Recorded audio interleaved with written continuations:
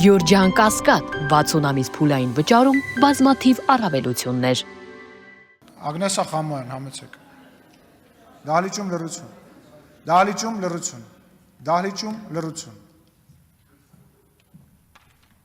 Շնորհակալ եմ, նախ լավ է, որ այստեղ բոլորը կենթանասերներ են, բայց հիմնական քննարկումը ծավալվեց թափառող շների եւ կացարանների մասով, բայց հարգելի գործընկերներ, սա իրականում ահռելի փաթեթ է եւ ահռելի փոփոխություններ է նախատեսում, որոնց մասին այստեղ որևէ քննարկում չեղավ, չկա նաեւ հանրային իրազեկում։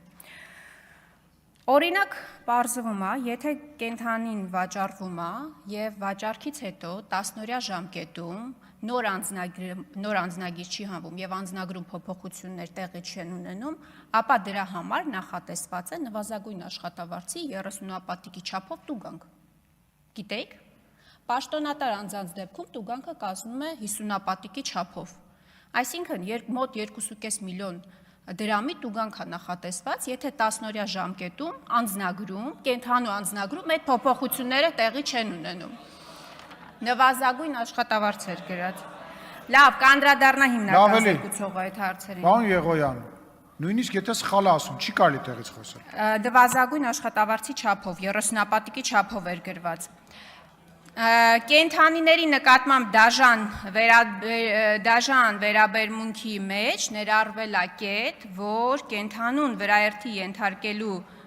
դեպքում կենթանուն վտանգի մեջ թողնելը նախատեսում է նաև պատասխանատվություն։ Ես սրան զուգահեռ նաև էլի մի քանի հարցեր էի առանձնացրել, որոնք տալու ցավոք հնարավորություն չունեցա։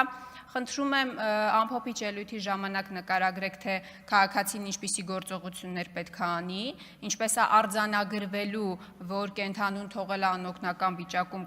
կամ չի թողել, եւ ինչպիսի պատիժ է դրա համար նախատեսված։ Այստեղ օրինակ էլի հարց էի առանձնացրել, որ էլ ցավոք չկարողացա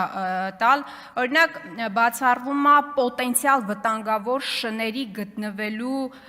վայրի ցանկն է ընդլայնվել, նաև հասարակական տրանսպորտում արգելվելու է պոտենցիալ վտանգավոր շան գտնվելը։ Ինձ հետաքրքիր է ոնց է չափվելու պոտենցիալ վտանգավոր չի։ Արդյոք միայն շունը կարող է լինել պոտենցիալ վտանգավոր։ Իրականում ուզում եմ ասել, որ սա շատ ահռելի փաթեթ էր եւ հանրային իրազեկվածության մակարդակով էլ ես վստահ եմ, որ մարդիկ իրազեկված չեն այն փոփոխություններին, որոնք սրանով նախատեսված են։